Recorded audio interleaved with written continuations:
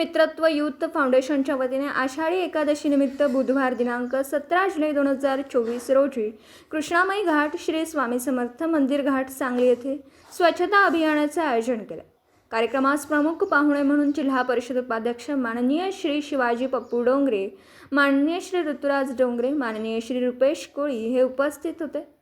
यावेळी सलग 30 वर्ष विना मोबदला माई घाटाची अविरत रोज स्वच्छता करणारे श्री सतीश दुधाळ यांचा स्वच्छता दूत म्हणून मान्यवरांच्या हस्ते गौरव करण्यात आला।